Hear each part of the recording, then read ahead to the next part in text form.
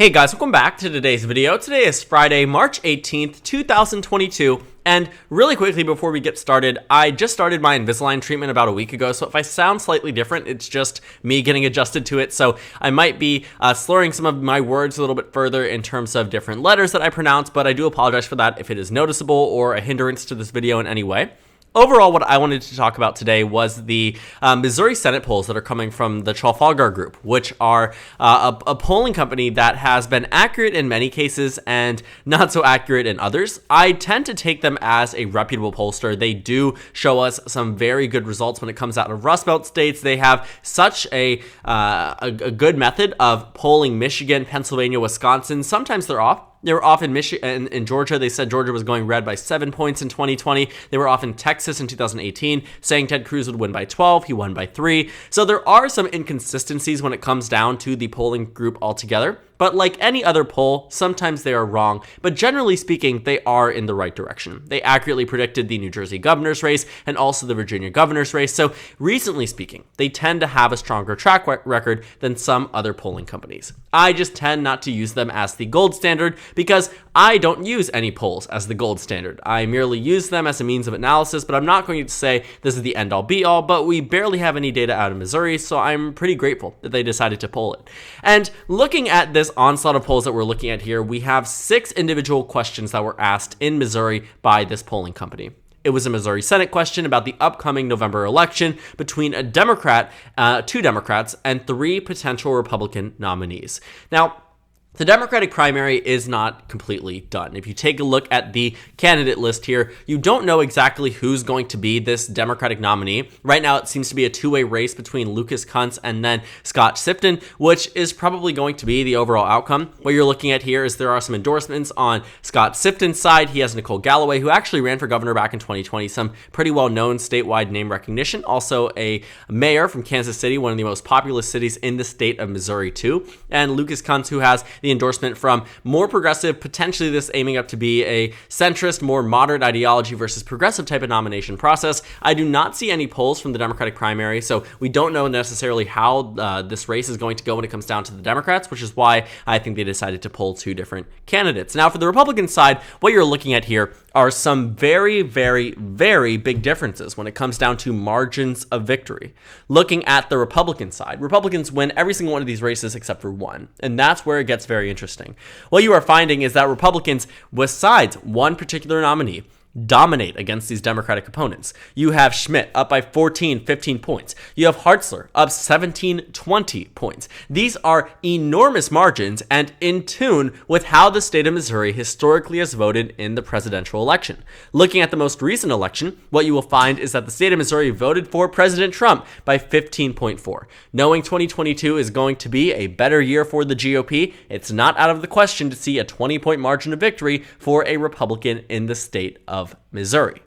But the real shocker is not these 15-point margins or 20-point margins, but rather the 1-point margin for one Republican nominee in particular. Another poll in the same group that shows a tie between a Democrat and a Republican. Now, putting everything into perspective, understand where we are today. The state of Missouri is a red state. The last time it went blue was in 1996 when it voted for President Bill Clinton. Every single year since, it has gone to the Republican Party. The closest it has gotten was in 2008 when Barack Obama lost the state by just a few thousand votes. He lost it by 0.13%. But by the next election, Missouri had shifted over 9 points to the right. And the next election beyond that, it shifted over an additional 9 points to the right.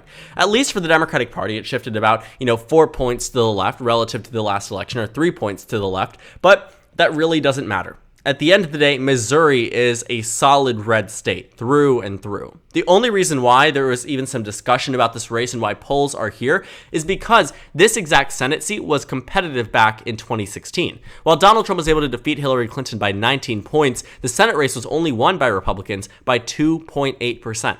You heard me correctly, 2.8%. So when you see that, when you see such a small margin in a state that otherwise would be exceptionally red, you begin to question, why did that happen? And it happened not because necessarily the Democrats had a wave by any sort, because while they did pick up 2 seats in the Senate and 6 seats in the House in 2016, anyone can tell you 2016 was not a blue wave. It was because the Democrat was a strong candidate. Jason Kander was an elected statewide official, and Roy Blunt was an exceptionally poor Republican candidate. He nearly lost in the state of Missouri. Had this been 2012, Jason Kander would have won this race, the same way Claire McCaskill did. So keeping that in mind, the state of Missouri, when put into context, is still red, but does have some remnants of potentially voting for Democrats. And seeing Eric Greitens in this position, who is the nominee, the potential nominee, who is performing considerably worse against Democrats, this is an alarming thing for the GOP. And this is a very real reality. You see, the Trafalgar Group has that R by its name for a reason. It does not benefit by showing Democrats up further. If anything, they have overestimated Republican support in many, many states. Sometimes they are right. And I tend to believe that if a Republican pollster shows a Republican down, that isn't them trying to make the Republican look bad. The purpose of all of these polls in many cases, whenever there is an R or a D by the name of the pollster, is to benefit the party that sponsored it, or at least benefit the party that they actively support, benefit the party they actively work with. And that's the case for 4 of these questions, when Republicans are up 20, 17, 14, 15. But when you switch the nominees to Eric Greitens, here's what happens to the Senate race. And you might be thinking, okay, you're looking at 6 different questions here and you're nitpicking at 2. Why does this even matter? And it matters because Eric Greitens is someone of name importance. In the state of Missouri in 2016, on the same ballot as Donald Trump winning by 18 points, the state of Missouri also had a governor election. And the governor election was not a Republican blowout. It was with the Eric Greitens nominee, who won with 51.1% of the vote, against Chris Koster, who won 45.6% of the vote in the state of Missouri. The results were a 5 to 6 point victory for the GOP, again, considerably underperforming President Trump. Eric Greitens, who then became what people declared a shining star within the GOP, became uprooted with this scandal that was attached to his name. And the scandal became so bad that not only was there major calls from his constituents for him to resign, major calls from many members of the nationwide and statewide GOP for him to leave office, he actually did it. It's one thing to have calls on you to resign, as Gavin Newsom experienced in his recall election, but then was reaffirmed by voters that, hey, people don't actually want Gavin Newsom to go. It was just a loud minority, and the polling data and the actual results proved that. But Eric Greitens said, no, I'm going to leave. And he left because of this scandal. And when you take a look at Eric Greitens being this, failed governor, someone who was elected then left shortly after, that is not a good legacy to have to your name. And that legacy is exactly how he was remembered when he announced his bid for Senate. And with that bid for Senate, with that candidacy that he announced, there was a lot of discussion about whether or not he should be the Republican nominee. And when you take a look at the polling data, guess what? Not only is he doing well, but he has led in every single poll except for one. The Republican Party would be making a severe mistake nominating him. A severe mistake. It doesn't matter what side of the aisle that you are on. When a name is closely associated with sexual misconduct, sexual harassment, sexual assault, things of that nature do not bode well for voters. It's the same reason why Governor Andrew Cuomo resigned. This scandal that Eric Greitens was put in a position of that caused him to resign is the same reason why he should not be the Republican nominee for Senate. And the polling data very clearly reflects that Eric Greitens is a losing nominee. Putting everything back into context, keeping in mind that Missouri is a red state, because I use that to define Missouri's red history, but also where we are as a nation. Take a look at President Biden's job approval rating. He is down 14 points nationwide. I can only imagine how further down he is in a state that he lost by 15 points. If we were to add the two together, you'd expect Biden to be down about 30 points in the state of Missouri. When it comes down to the generic ballot, Democrats aren't exactly doing as well either. Democrats are down 4 points in the generic ballot, getting only 43% of the nation on their side, contrary to 2018, when they had 50% of the nation on their side. 50% versus 43%. That's a huge difference.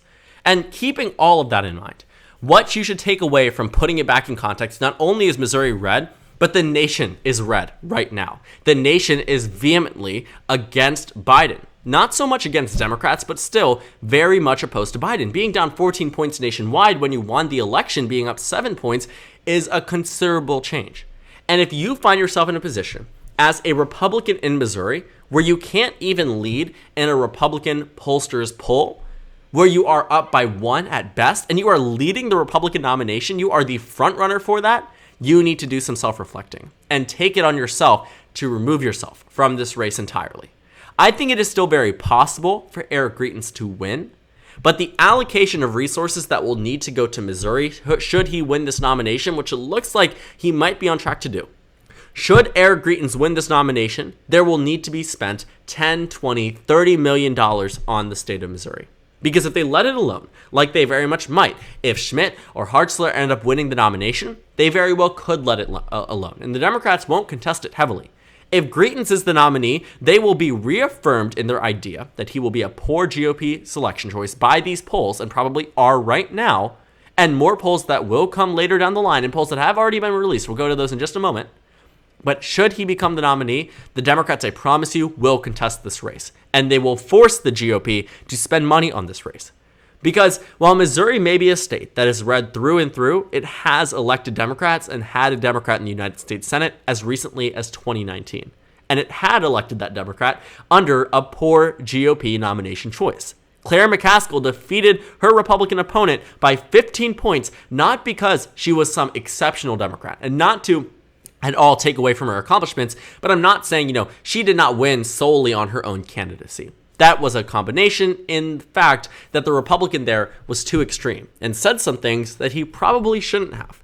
And those things that he said, and the scandals that he was caught up with, and these discussions about him, in fact, Claire McCaskill wanted him to be the Republican nominee. There's a very interesting article about how she funneled her own money into his Republican primary bid to ensure that he would become the Republican primary winner, because they know that's how a winning strategy works. Have a poor nominee on your side. And Missouri ended up going blue. Right? And I think Democrats in many ways are hoping that Eric Greitens becomes this Republican nominee because they know he will be much easier to beat. In fact, the only Republican who I personally would declare as beatable. Just think about the implications if Eric Greitens becomes this nominee. And it's crazy to think about that Greitens has this nomination lead. It reminds me a lot of what happened in the state of Kansas when Chris Kobach became the Republican frontrunner in the Senate race there. Then Mitch McConnell stepped in and said, absolutely not. They funneled a lot of money into, what was his name? I can't believe I'm forgetting his name. Roger Marshall's bid. And they said, you know what? You're going to be our nominee because Chris Kobach is going to lose us this race. And the Senate race ended up getting closer than the presidential race by, I think, 4 to 5 percentage points. But it wasn't enough because the state of Kansas didn't have a bad GOP nominee. I expect a very similar thing to happen here in the state of Missouri, but there could be one major thing that really shakes up this race and benefits Eric Greitens, and that's a Donald Trump endorsement. When you take a look at the endorsements here on Eric Greitens' side, who do you have, right? You have Sebastian Gorka, Ryan Zinke, Rudy Giuliani, Kimberly Guilfoyle, Dennis Prager, Michael Flynn. Who do you associate these names with? All of them, President Donald Trump. And seeing these endorsements earlier on, this is in many ways a way to test the waters. Sometimes these people endorse contrary primary opponents to President Trump. That has happened. It happened in Georgia. But then since they've retracted their endorsements and reallocated them to David Perdue. But what's happening in the state of Missouri is that we are getting some very early endorsements from many of these people closely associated with President Trump. And when you take a look at the endorsements for the rest of the candidates, you have some more smart acting Republicans who know, hold on a second, Vicky Hartzler is actually going to be able to win this race. Eric Schmidt's actually going to be able to win this race, but not Eric Greitens. But it doesn't matter. The Trump wing absolutely seems to adore him. And that's why every single one of them is on his side. At least most of them. Very few exceptions. You have Ted Cruz, who I wouldn't even argue is quote-unquote part of President Trump's wing, more so added on to it after he realized that it was politically advantageous to do so. But again, a discussion for another video. I just find it very interesting to find that Eric Greitens is now leading, and I think polling data tells us that he should not be this Republican nominee. And I told you that I would show you some other polls from the past, so we're going to go ahead and take a look at some of the earlier ones from a year ago. This was April 7th through 8th, 2021. What do you find? Well, this is Remington Research, which is arguably not super accurate, but still a pollster that I think we should take a look at. And you will find that there was a potential Democratic nominee, who is still a potential Democratic nominee, Sifton, going against Schmidt and Greitens. Schmidt wins by 12 points. Greitens wins by 7. Not only did Greitens lessen the Republican vote share relative to what Schmidt was at, but you also find that the Democrat increased by 3 percentage points. Having a poor Republican nominee on one side increases the chances of a Democratic victory on the other. And if you take a look at that January 2021 poll for Data for Progress, you will find that Roy Blunt was only defeating Jason Kander by about a point there. Goes to show that Missouri, despite it being a solidly red state, does care about who their nominees are and does care about whether or not they should be that nominee. And looking at the polls from Missouri First Action, which is a Republican super PAC, and it was a sponsored Republican poll, you might say, okay, Eric Greitens actually has a considerable lead compared to the other Republicans. But keep in mind, people know who Eric Greitens is. They don't know who the rest of these Republicans are, and name recognition does go a long way. As someone who had won a statewide position, not only just a statewide position, you're not talking about just agricultural commissioner, you're talking about governor of the state of Missouri in 2016, not even a long time ago. And Eric Greitens can only hit 34 and 39?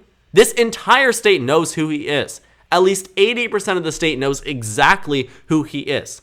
And yet he can't even get above 40 percentage points in this poll. Very interesting, and I think it's a very telling sign.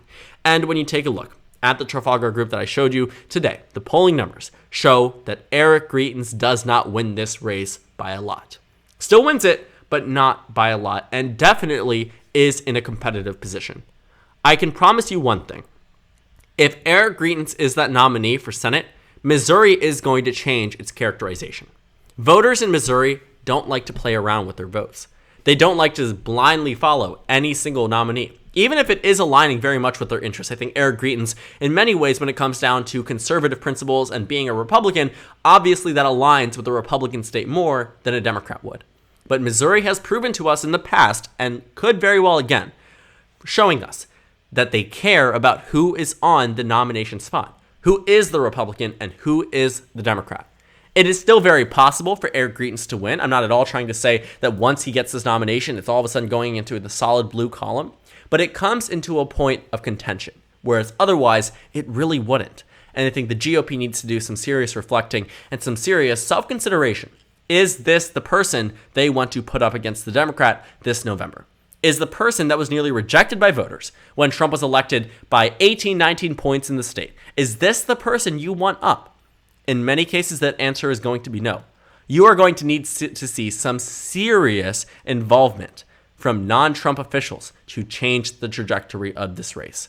Because based off of some of these endorsements that I've been seeing, I'm not super confident that Donald Trump will shy away from endorsing Eric Greitens. Best case for Republicans, he endorses another Republican. A minor but still good case is that he does not endorse anyone at all. But leaving it up for interpretation, when you have all of the Trump allies on one side, you definitely need a counteracting Trump endorsement, and I don't know if they will get that. If they get that, sure, Missouri stays solid red.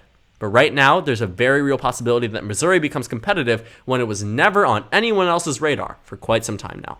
So, thank you guys so much for watching this video. Make sure to comment down suggestions below. Subscribe on the left if you haven't already, and check out the Instagram and Twitter. At the bottom left of the screen, there's also a Discord server for you to go ahead and join. On the screen, there's a video you can watch, and then a playlist for my 2022 Senate election analysis videos.